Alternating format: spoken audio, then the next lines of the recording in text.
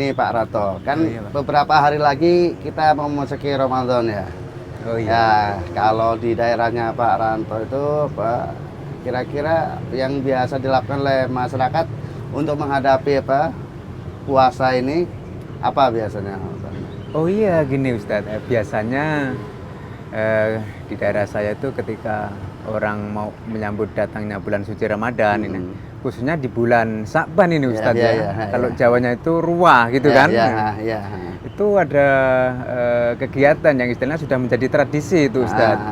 Itu orang pada ziarah ke kubur itu terus nggak tahu apa itu niatnya datang kubur itu gimana nih? Apa ada dalil-dalilnya yang mensyariatkan itu?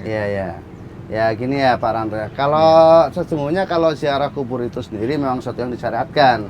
Nabi SAW memang dulu pernah melarang seseorang ziarah kubur.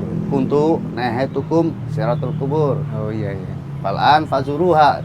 Dulu memang aku melarang kalian ziarah kubur. Adapun sekarang maka berziarahlah. Nah, sesungguhnya apa sih kepentingan dari ziarah kubur? Kalau aslinya bahwa kepentingan ziarah kubur adalah untuk mengingat kematian. Lalu setelah di sana kita juga mendoakan yang sudah dikubur. Jadi hakikatnya yang namanya ziarah kubur itu tidak ada kaitannya dengan bulan ini dan bulan itu. Maka ziarah kubur tidak khusus terkait dengan bulan Ramadan gitu. Nah, tapi mungkin Pak, kalau Pak Ranto lihat yang aktivitas yang dilakukan di sana ketika orang ziarah kubur itu apa yang dilakukan? Baca Quran atau apa yang tampak gitu? Iya, tapi nah, niatnya sebagian itu datang terus baca Quran gitu kan. Tapi sebagian juga ada yang mungkin diniatkan itu untuk meminta berkah. Nah, itu Ustaz. Itu gimana ini? Iya. Jadi pertama ya terkait dengan kemudian kalau mereka berziarah kemudian ternyata di sana untuk kemudian membaca Al-Qur'an gitu ya. Itu sesungguhnya tidak disyaratkan karena apa? Karena yang namanya kubur bukan tempat untuk membaca Al-Qur'an. Nah, Nabi kita itu pernah bersabda, la tajalu buyutakum kubura. Jangan kalian menjadikan rumah kalian itu seperti kuburan, di mana rumah tersebut tidak pernah dipakai untuk untuk membaca Al-Quran, untuk sholat sunat. Nah, itu menunjukkan bahwasanya aslinya kuburan itu bukan tempat untuk untuk ibadah di situ. Jadi ketika orang datang ke kuburan terus baca Quran, baca surat Yasin, itu dalilnya nggak ada Pak? Nggak ada, bahkan itu artinya perbuatan yang sangat tercela karena mestinya itu dibaca di rumah, bukan di kuburan. Kuburan itu adalah tempat untuk mengingat mati, bukan untuk kemudian beribadah di sana. Itu satu. Apalagi kalau kemudian tujuannya untuk untuk minta berkah. Minta berkah. Kebanyakan itu Ustaz. Ini kesyirikan jelas. Allah berfirman tentang itu ya. Jadi Allah berfirman fala intatuhum la yasma'u du'akum walau sami'u mastajabu lakum wa yaumil qiyamati yakfuruna bisyirkikum. Kalau kamu meminta kepada mereka nggak mendengar, taruhlah seandainya mendengar, itu nggak bisa memenuhi permintaannya. Dan kelak pada hari kiamat mereka akan mengingkari perbuatan syirik kalian. Nah, dalam ayat ini jelas bahwasanya mereka nggak mendengar, taruhlah seandainya mendengar pun nggak bisa memenuhi. Bahkan Allah menghukumi hal itu sebagai perbuatan syirik. Jadi kan gimana ya seseorang mau berpuasa di bulan Ramadan tapi mengawalinya dengan perbuatan kesyirikan yang justru itu akan membatalkan puasanya, nilai pahala bahkan kemudian tidak bernilai apa-apa puasanya tadi. Jadi hukumnya syirik ya? Iya, kalau kemudian kemudian niatnya untuk minta berkah. Tapi kalau kemudian semata-mata untuk kemudian beribadah kepada Allah di sana dengan membaca Al-Quran, nah ini perantara kepada kesyirikan. Ya, itu akan menjerumuskan dia pada akhirnya berbuat kesyirikan.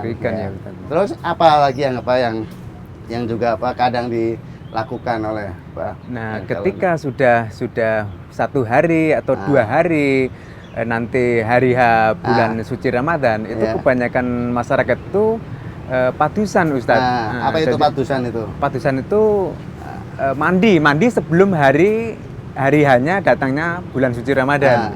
Kalau jadi seolah-olah ini gitu, mandi itu sebagian masyarakat itu sudah dianggap wajib gitu Oh, ya. gitu ya? Iya, Nah, iya, Ustaz. Itu gimana kalau menurut Ustaz? Iya ya, gini. Jadi Pak, itu juga apa jelas ya kita mandi Pak mubah. Kalau mandi biasa, kalau mandi dalam arti bersuci ya itu disunahkan ya, kaitannya dengan seseorang misalnya mau sholat Jumat mandi, atau kemudian dia junub kemudian mandi, jelas. Tapi Pak, sesungguhnya antara bulan Ramadan dengan sehari sebelumnya atau 2 hari sebelumnya itu mandi, nggak ada tuntunannya. Nggak ada dalilnya Ya, Pak Ustaz nggak ya? ada. Iya, Nah, iya, iya. apalagi kalau kemudian tadi Pak, orang mandi tujuannya apa tadi kira-kira Pak? Untuk apa kok dia mandi itu? Apa mandinya di tempat tertentu atau mandi di sumur masing-masing gitu? Di sungai tertentu atau di sumur masing-masing, Pak? Sebagian ada sungai tertentu, memang sebagian sudah sebagian sudah umum Oh, disiapkan tuh. iya. Ya. Ya tadi Pak, kalau tadi ya Pak, di tempat tertentu mandinya kan Pak, mungkin umum ya, campur aduk gitu ya. Iya, sebagian ada yang itu Ustaz. Nah, ya. itu kan double itu berarti ada ikhtilat ya, ada percampuran laki perempuan mandi lagi kan, artinya buka aurat itu kan jelas apa sesuatu yang diharamkan secara syariat. Dia mau mengawali bulan yang penuh berkah, Ramadan diawali dengan kemaksiatan. Nah, nggak tahu apakah mungkin juga dianggap itu berkah airnya.